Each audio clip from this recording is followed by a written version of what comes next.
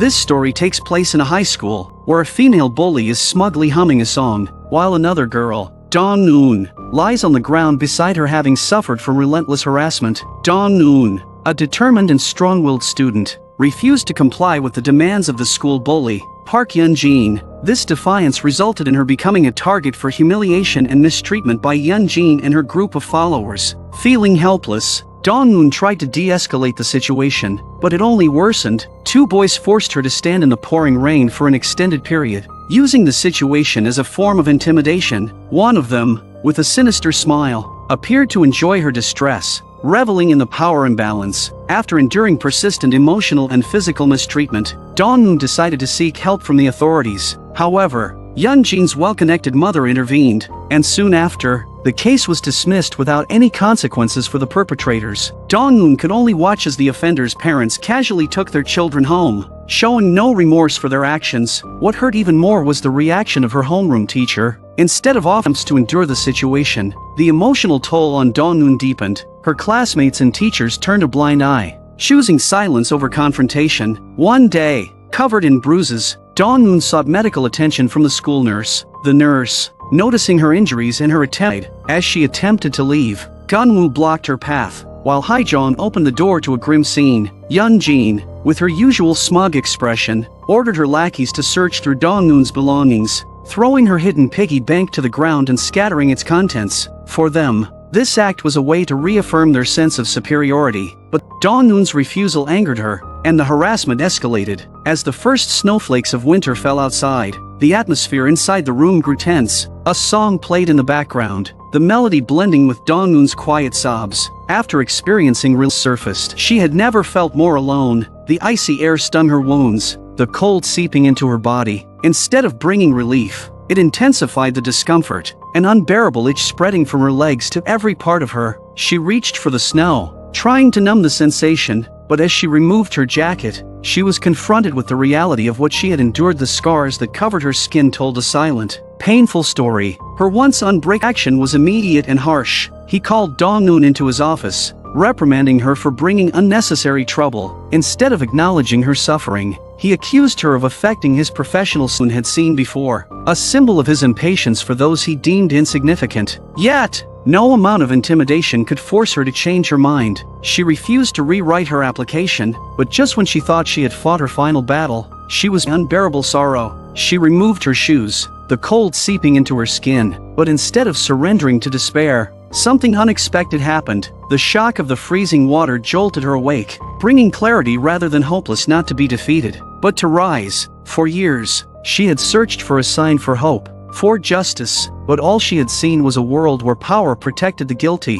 while the innocent were left to suffer. She no longer believed in false justice. She no longer placed her faith in a world that had failed her. Instead, she turned her pain into strength, her hatred into resolve. She would no longer run, she would face them. And so, when Yeon-jin and her group found a new victim to torment, they were unprepared for what came next. As they laughed at their newest target, a shadow approached. It was Dong-eun, but she was not the same girl they once tormented. She walked toward them with unwavering confidence, her presence alone enough to silence the crowd. For the first time, Yeon-jin hesitated. For the first time, she felt uneasy. "What do you want?" she scoffed, masking her discomfort with arrogance. Dong-eun's response sent chills through them all. "I want to be you." The words were simple, yet the way she said them with a chilling, knowing smile left them speechless. The 5 people who had tormented her for so long no longer saw her as the weak girl they once mocked. They saw something far more terrifying, someone who had risen from the ashes, ready to change everything. From that day on, Dong-eun dedicated herself to her transformation. By day, she worked tirelessly.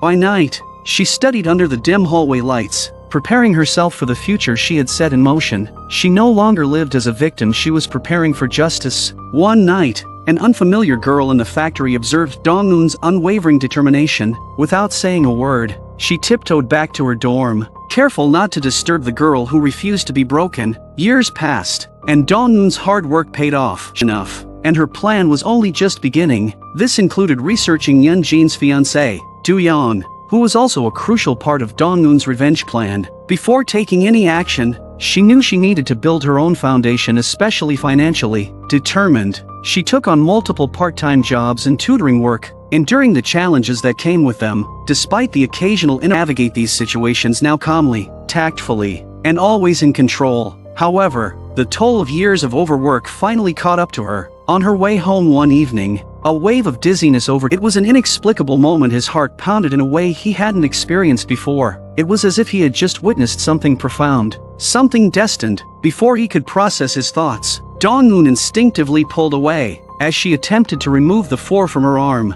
Joo Yeo-jeong, in a professional yet gentle manner, stepped forward to assist her. That's when he noticed them, the faint yet unmistakable scars on her hands. Curiosity flickered for her deepened. It wasn't just admiration anymore, he wanted to understand her. A few days later, Joo Yeo-jeong unexpectedly showed up at Dong-eun's school. Most of the students assumed he was just another privileged young man sneaking onto campus to meet someone. But Dong-eun knew better. When he waited for her outside her classroom, she walked toward him with a knowing smile. For a fleeting moment, Joo Yeo-jeong thought this was his chance, his opportunity to connect with her. But then, with a swift gesture, Dong-eun signaled someone behind her. Realization struck. She had been aware of his presence all along, and this was no coincidence. Feeling foolish, Joo Yeo-jeong turned and left. What he didn't realize was that Dong-eun had been watching him all along. She wasn't just testing him, she was evaluating him. Because this man was not just an admirer, he was a piece in her game. Dong-eun, usually composed and calculated, began to craft a new role for herself. She allowed herself to appear vulnerable just enough for Joo Yeo-jeong to be drawn in. Over time, he became deeply infatuated with her. Dong-eun's charm was undeniable, but she didn't rely on it alone. Every move she made was intentional. One evening, by sheer coincidence, Dong-eun found herself at a park, observing a game of Go. It was there that she encountered Joo Yeo-jeong again. For the first time, she gave him the opportunity to approach her on her terms. When she discovered his skill in Go, she leaned into her curiosity, asking him to teach her. Joo Yeo-jeong happily agreed, unaware that he was stepping further into her world. They played countless rounds, a silent yet intricate dance of strategy, much like the real game they were playing against one another. And then, when the time was right, she stepped away. Without hesitation, she ended their interactions. Joo Yeo-jeong, left bewildered, didn't understand what had gone wrong. But for Dong-eun, it was simple. Romance was a luxury she couldn't afford. Her focus remained unshaken. Revenge came first. As Dong-eun advanced toward her goal, Yeon-jin thrived in her seemingly perfect world. Not only did she have a flourishing career as a weather anchor, but she also had a devoted husband, Do-yeon, who provided her with anything she desired. When she wanted to dominate the television network, he secured high-profile ad spaces just for her, while other hosts worked tirelessly to craft their own scripts. Yeon-jin simply paid someone to do the work for her. All she had to do was memorize the lines and bask in the praise. She rewarded those beneath her with meaningless gifts, yet they remained endlessly grateful. To the world, she was untouchable. She and Do-yeon had a beautiful daughter, a prestigious lifestyle, and a seemingly perfect marriage. But cracks began to form. Do-yeon casually mentioned Hae-jeong, saying she had brought up Yeon-jin's past at a gathering. A wave of anxiety rushed through Yeon-jin. Had Hae-jeong finally lost control of her loose tongue? Had her perfect life just been put at risk? But as it turned out, it was a false alarm. Still, Yeon-jin knew better than to let things spiral out of control. She arranged a meeting with Hae-jeong, masking her concern behind a polite invitation. But the gathering was no simple reunion. It was a carefully orchestrated power move. Unbeknownst to Hae-jeong, Sara was in on the plan as well. Before the meeting, Sara had set the stage, providing a subtle but humiliating reminder that Hae-jeong didn't truly belong in their world. The trick was simple. Hae-jeong, desperate to appear elite, had a habit of sneaking into her family's laundromat to where expensive clothes customers had sent for cleaning. On this particular occasion, Sara had made sure the outfit was just slightly off. It didn't fit quite right. It didn't belong to her. It was a silent yet cutting message. And when Yeon-jin finally spoke, her words were coated in false concern. "I just wanted to remind you, Hae-jeong, watch your mouth." Beneath her polite smile, the threat was clear. Facing the two strong-willed women, Hae-jeong could only nod tearfully, understanding exactly what Yeon-jin wanted. She had no choice. She knew her position in their hierarchy and the consequences of defiance. As the true owner of the clothes, Sara had never cared about who else had worn them. To her, those so-called luxury dresses were just another part of her collection, nothing more than fabric. But for Hae-jeong, that limited edition outfit was something she could only afford after saving for half a year's salary. So, after Yeon-jin and Sara left, Hye-jeong quickly adjusted her attitude. She took out her phone, snapped a few selfies, and immediately posted them to social media. Her caption: a heartfelt thank you to her dear friend for gifting her such exquisite attire. She knew her place. If she couldn't truly belong in their world, she would at least make it look like she did. Among the 5 who once tormented Dong-eun, Gunwoo's situation was perhaps the most humiliating. A single slap from Jae-joon had permanently solidified the power dynamic between them. Jae-joon held all the control, and Gunwoo hated it. Hye-jeong's shamelessness had only made Gunwoo resent their entire group more. He vowed that one day, he would rise above them even if it meant stepping on their heads to do it. And that was exactly why Dong-eun decided to target him first. One day, Dong-eun deliberately walked into Jae-joon's luxury store, making sure to catch Gunwoo's attention, and just as planned, Gunwoo immediately recognized her. That moment of recognition, that flicker of disbelief and curiosity in his eyes, was exactly what she had been waiting for. After all, had it not been for Gunwoo's assistance, she would have never suffered as much as she did in high school. But after years of careful observation, Dong-eun understood Gunwoo better than he understood himself. Gunwoo wasn't the type to remain at the bottom forever. He wanted more. He wanted power, influence, and the kind of wealth that Jae-joon had. And so, Dong-eun used a method specifically designed for him. She didn't hide her intentions. She walked right up to him and asked a simple yet powerful question. What if everything you see in front of you right now could belong to you?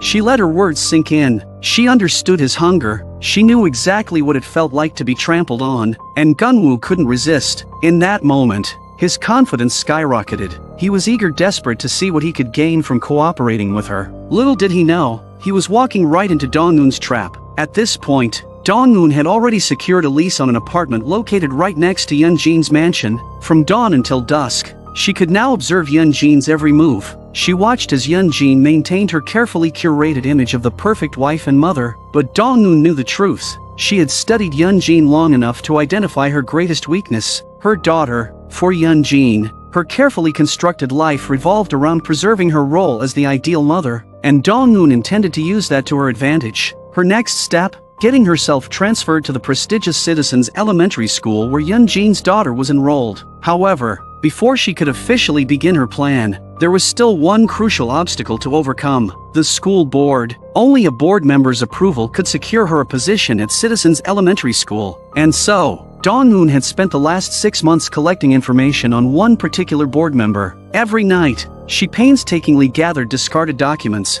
receipts, and notes from the board member's trash. She was looking for something, anything that could give her leverage. And then, one night, everything almost fell apart. During her most recent information collection, Dong-eun suddenly felt a chill down her spine. She turned only to find herself face to face with the board member's housekeeper, a woman who had been watching her for 6 months. The realization hit her instantly. She had been caught. Although Dong-eun always avoided the surveillance cameras, the housekeeper had already taken a photo of her. At first, Dong-eun assumed the housekeeper was trying to blackmail her. However, to her surprise, the housekeeper had no interest in money. Instead, she made an unexpected proposition: cooperation. This caught Dong-eun off guard. Why would a stranger want to work with her?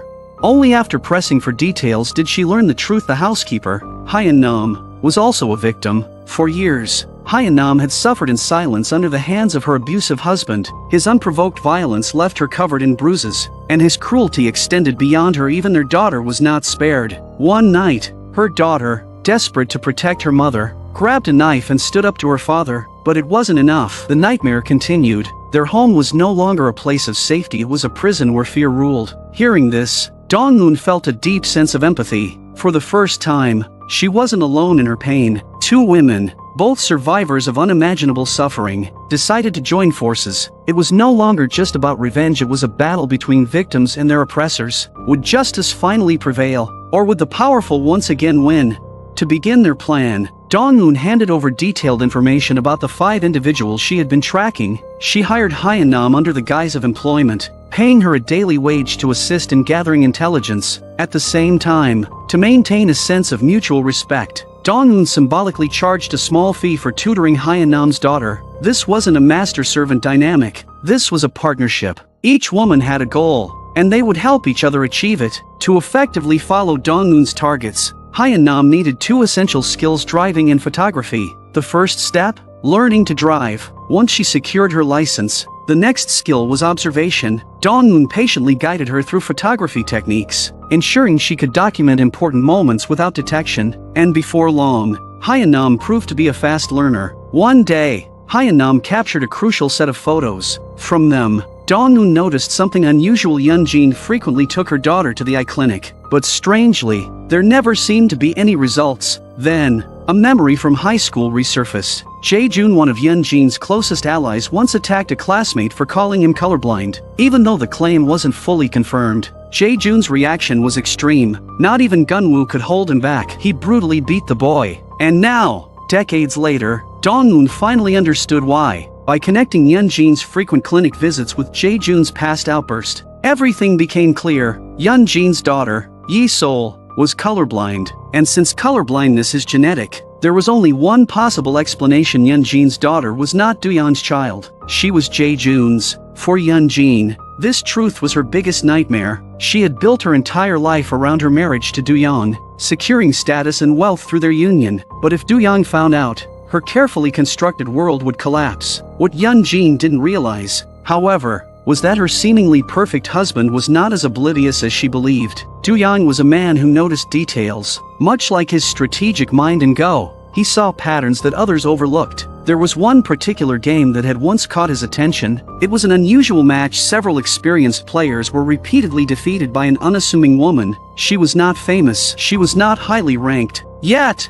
she played with precision and ruthlessness. She set traps early on, watching as her opponents walked right into them, and when she won, she left without hesitation, collecting her earnings with quiet confidence. That woman was Dong-eun. That moment had left an impression on him. Though he wasn't the type to actively pursue people, he remembered her. And now, as the pieces of Dong-eun's revenge plan fell into place, their paths would cross again. With a strong ally by her side, Dong-eun knew she needed to act swiftly. Coincidentally, while tutoring Hyun-nam's daughter, she unexpectedly ran into an old acquaintance, Joo Yeo-jeong, the pure-hearted young man she had not seen in years. Through their brief exchange, she learned that Joo Yeo-jeong had now become an excellent doctor, but as much as she acknowledged his kindness, she couldn't afford to get too close. Her path was already set. There was no turning back. However, Joo Yeo-jeong was not willing to give up and handed Dong-eun a business card, hoping they could stay in touch. Dong-eun, however, remained indifferent. Her focus was solely on her plan. Later, when she returned home to check her mail, she was unexpectedly stopped by her landlady. With a curious look, the landlady asked whether Dong-eun had actually moved in yet. She noted that the water and electricity bills barely showed any usage. Dong-eun calmly explained her situation. She told the landlady that she was still working in Seoul but would officially move in soon. Why?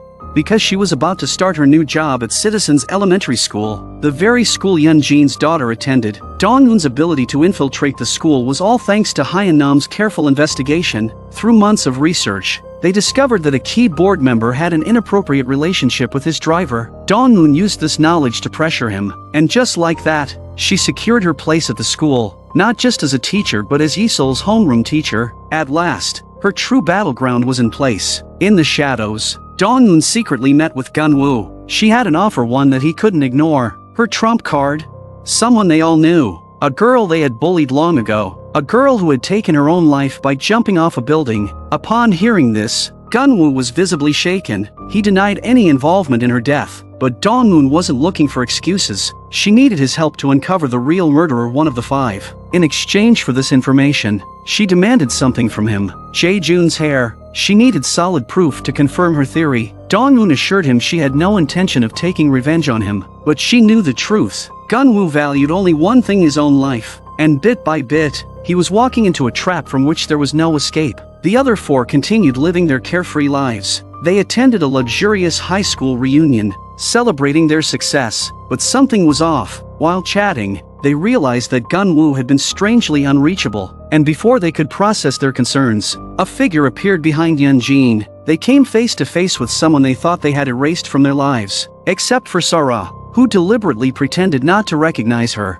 The others were completely shocked. The confidence radiating from Dong-eun unsettled them. How could it be?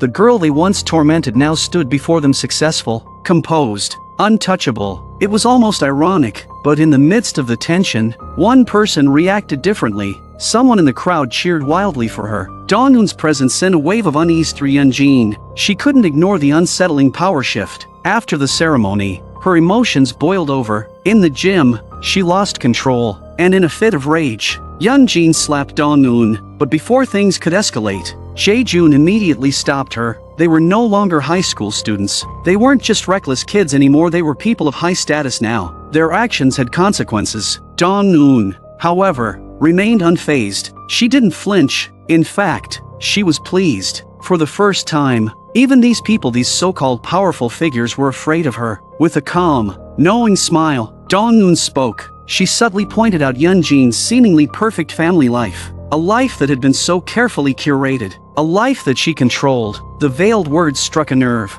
Yeon-jin's fear deepened. Who was this woman standing before her? Had she really been the same girl they once bullied? Or was she something much more dangerous? Yeon-jin, still unaware of the looming crisis, received an unexpected phone call in the afternoon. It was her daughter, shocked, confused, and a little uneasy. Her new homeroom teacher was someone she had heard about before, someone her mother knew very well. Upon hearing this, Yeon-jin's heart dropped. She hadn't anticipated that Dong-eun's revenge would come so suddenly, and so directly. This wasn't a game anymore. Yeon-jin couldn't hold back her emotions any longer. She immediately sought out Dong-eun, demanding answers. Had she unknowingly walked into a trap? But even as she confronted her, Yeon-jin still underestimated Dong-eun. To her, someone from Dong-eun's background had no place standing against her. Dong-eun should have quietly disappeared, married a poor man, lived a simple life, and never dared to challenge her. At least, that's what Yeon-jin thought. She truly believed that Dong-eun was still beneath her. But Dong-eun? She remained completely calm. Revenge is painful, she admitted, but reaching this point is actually quite enjoyable. And at that moment, for the first time, Yeon-jin felt it. The shift in power, the transformation of Dong-eun. She was no longer a weak, helpless girl. She was something much more dangerous. And yet, Yeon-jin still convinced herself that Dong-eun was bluffing. Let's see what you can actually do, she thought. But just as Yeon-jin turned away, her phone buzzed with a message. It was from the 5-person group chat. And the news? Their former high school teacher had died. Not just that the time of death was right after the reunion. A chill ran down Yeon-jin's spine. This wasn't just a coincidence. This was the beginning of Dong-eun's revenge. As it turned out, when Dong-eun transferred to the city elementary school, she made a very deliberate visit. She brought a bouquet of lilies, a seemingly innocent gesture, and with those flowers, she visited her former homeroom teacher, not just to say hello, not just to pay her respects. She had a purpose. She also came to congratulate her senior on his recent academic success. And who was this senior?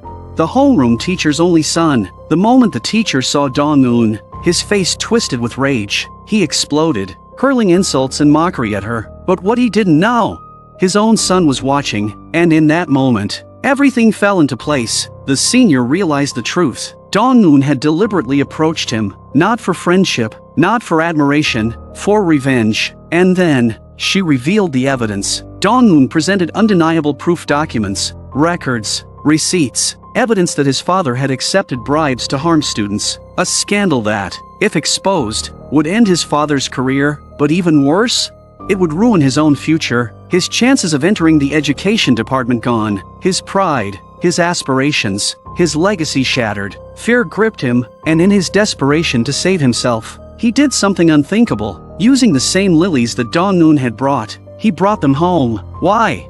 Because he knew something his father was highly allergic to. The moment his father was exposed to them, his asthma flared up severely. Struggling to breathe, the old man panicked, but instead of helping him, his own son watched. And to make it worse, he returned his father's most prized possession, the watch he cherished. A final taunt. And so, the homeroom teacher met his end at the hands of the son he had raised. When Yeon-jin learned the truth, her hands trembled. This wasn't just revenge. This was something much deeper, much more terrifying. This was Dong-eun's calculated game. Dong-eun was not just some insignificant girl from the lower class. She was a master manipulator, a silent strategist, a threat Yeon-jin had never seen coming. And for the first time, she was afraid. She was furious. But most of all, she finally understood who she was dealing with. As she saw her plan progressing smoothly, Dong-eun quickened her pace. She sought out the school nurse, the only person who had once shown her kindness. Through their conversation,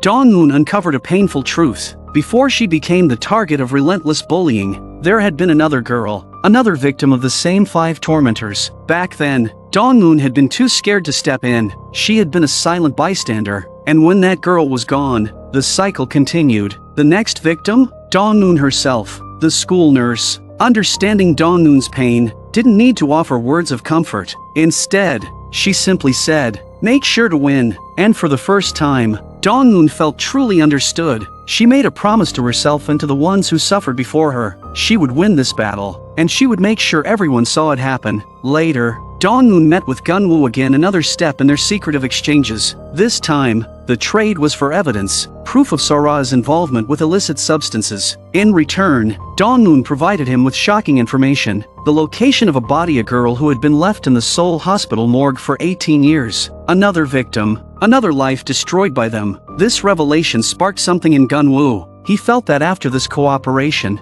he would finally be able to turn his life around. Little did he know, he was only sinking deeper into Dong-eun's trap. Meanwhile, Hyunam, Dong-eun's key ally, was keeping close watch, and she discovered something interesting. Yeon-jin's husband, Joo Yeo-jeong, had been deliberately visiting the Go Club every Friday. Why?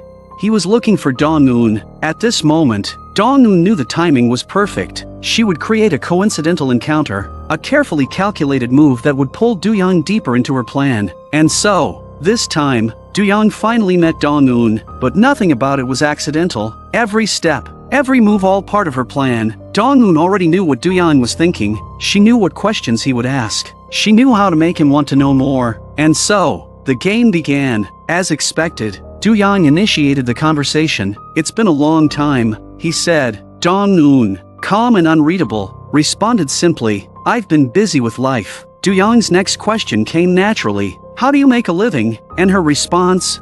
It was enough to shock him. "I live by deceiving men." Her words sent a ripple through Joo Yeo-jeong's carefully composed exterior. It was unexpected, intriguing, a mystery he suddenly wanted to unravel, because which successful man wouldn't be drawn to such a woman? What Joo Yeo-jeong didn't realize was, his entire chessboard was already being blocked by Dong-eun, and just like in Go, he had already lost before he even knew he was playing. Dong-eun effortlessly won the game, and as if to challenge fate itself, Joo Yeo-jeong doubled the bet for a rematch. At that moment, Dong-eun saw it clearly. He had already fallen into her trap. After the game, Dong-eun left. She made her way to a quiet convenience store and sat down with a rice ball. She didn't have to wait long. Joo Yeo-jeong arrived. For a man who usually maintained his distance, he suddenly found himself asking question after question. Even he was surprised by his own curiosity. And as he spoke, his gaze lingered on Dong-eun. Her presence, her demeanor, the aura around her, it was undeniable. And then, in a moment of unconscious realization, Joo Yeo-jeong swallowed hard, because for the first time, he felt it. A pull. And Dong-eun? She knew. She had him exactly where she wanted. Joo Yeo-jeong realized he had completely fallen into Dong-eun's trap. As a gesture of formality, he handed her his business card and introduced himself. But this was exactly what Dong-eun wanted, a strategy of playing hard to get, drawing her opponent deeper into her web of control. And as if fate had scripted the moment, their unexpected encounter was secretly captured on camera. However, one thing puzzled Dong-eun. Why was the rent for her luxurious apartment unexpectedly lowered? The price seemed far below market value. It didn't make sense. But for now, she put that mystery aside. The most important thing was staying in control of the game. While all this was happening, Yeon-jin's main concern was her daughter. She constantly checked on her, making sure she wasn't being mistreated or bullied. But Yi-sol, in her childlike innocence, asked a question that sent chills down Yeon-jin's spine. Why do such strange things happen? Isn't that just hurting others? Her words echoed something from Dong-eun's past, something she had once asked herself. And for the first time, Yeon-jin felt true fear. In an attempt to regain control, she pulled some strings, using her influence to convince the school principal to transfer Dong-eun out. But the principal refused. Not only was Dong-eun highly qualified, but her recommendation letter had come from none other than a board member. There was no way he could fire her. This shook Yeon-jin to her core. How on earth had Dong-eun managed to win over someone so powerful? Determined to uncover the truth, she secretly visited her daughter's classroom, hoping to observe the situation firsthand. And then, she saw it. Dong-eun, standing behind Yi-sol, gently resting a pair of scissors on her shoulder. It wasn't a threat. It wasn't an act of harm. But for Yeon-jin, who had grown increasingly paranoid, It was a deliberate message, one designed to rattle her nerves. And it worked. Panic-stricken, Yeon-jeong lost her composure. "Just name your price," she blurted out. "Whatever you want, medical expenses, compensation, emotional damages, just take it." All she wanted was for Dong-eun to disappear, just like she did all those years ago when she was forced to withdraw from school, just like her mother had signed that paper to erase her. But Dong-eun wasn't the same girl anymore. She looked at Yeon-jeong's disgustingly arrogant expression, that same superiority complex she had always worn like a crown. It sickened her, and so she played her next card. She slowly revealed the truth about Yeol, that the child couldn't distinguish colors. And the implication? It pointed directly at Yeon-jeong herself. In that moment, Yeon-jeong understood why Dong-eun was so confident in facing her. She couldn't handle this alone. Out of options, Yeon-jeong turned to her husband, Joo Yeo-jeong. She suggested sending their daughter abroad for school, but she underestimated just how much Joo Yeo-jeong loved Yeol. To him, his daughter was irreplaceable, the most precious part of his life, and he couldn't understand why his wife was suddenly so insistent on getting rid of their daughter's new teacher, or why she was going to extreme lengths, using her family's influence, just to replace an elementary school teacher. In the end, Yeon-jeong had no choice but to drop the idea, afraid that pushing too hard might raise her husband's suspicions. What she didn't know was, this was only the beginning of her nightmare. Meanwhile, Jae-joon received an unexpected package. Inside was Yeol's toothbrush. At the same time, Hyun-nam, under Dong-eun's guidance, successfully swapped Hae-jong's phone, and what they discovered inside was gold. Numerous photos of Hae-jong with different men, along with proof that she was preparing for a high-profile wedding with a wealthy man. Dong-eun saw her opportunity. She had found the perfect leverage. She would turn Gunwoo and Hae-jong into her ultimate tools of revenge. But Dong-eun still needed one more thing: money, and she knew exactly where to get it. Her next target?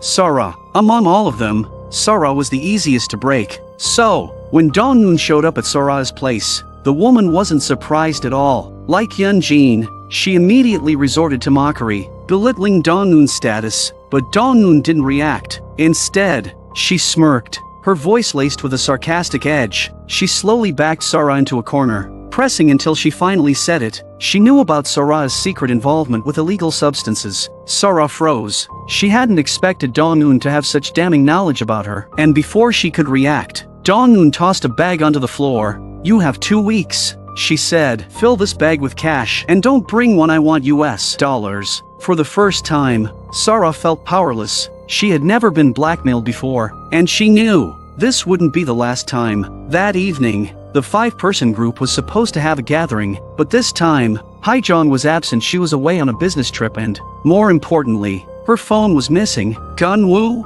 also missing, and the 3 remaining power figures sat in tense silence. Sara was worried about Dong-eun's demand for money. Jae-joon, for some reason, kept obsessing over Yeon-jeong's daughter, what school she attended, how she was doing. But Yeon-jeong? Her mind was completely elsewhere. She was fixated on just one question: what does Dong-eun really want? Each of them sat with their own thoughts. What they didn't realize was, Gunwoo had secretly gone to meet Dong-eun, and this time, she would reveal the identity of Sohee's real killer, because out of the 5 of them, only one person was truly responsible. And as Gunwoo heard the truth, his eyes widened in shock. Shortly after, he booked a one-way ticket abroad, but before disappearing, he made one final move. He called all 4 of them. Each of their reactions were different, but the biggest surprise? Gunwoo also called Joo Yeo-jeong, and with this final act, he contacted Dong-eun once more. The endgame had begun, and Dong-eun was about to claim her victory. As Dong-eun's revenge neared its climax, she returned to the same park where she used to play Go, the place where she had once met the devoted Joo Yeo-jeong. Sitting on a bench, she pulled out her phone and scrolled through the countless messages he had sent her over the years. Not a single one had she ever replied to. And now, before everything was over, she wanted to say goodbye properly, so she sent him a message. Joo Yeo-jeong came running. In his heart, he believed that this time, finally, the cold and distant Dong-eun had been moved by his sincerity. But he was wrong. She had called him here to say goodbye. Joo Yeo-jeong, no longer able to hide his feelings, took this chance to confess his love. For the first time, Dong-eun felt something warm in her chest. For someone who had walked through nothing but darkness, she had never truly experienced love like this. And in that moment, she smiled. A genuine, heartfelt smile. For the first time, a person, not just a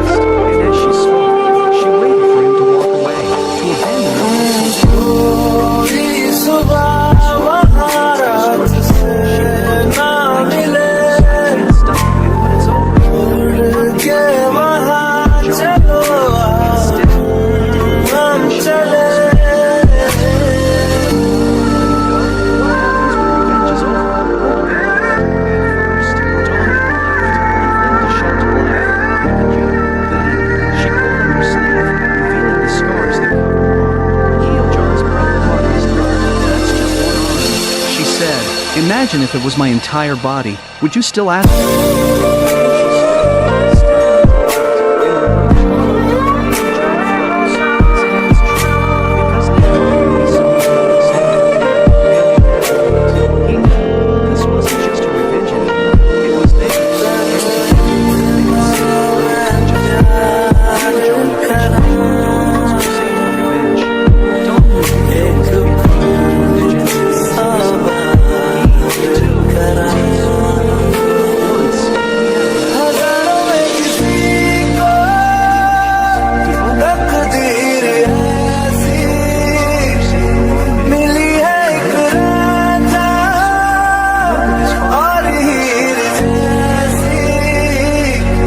कलंक नहीं इश्क है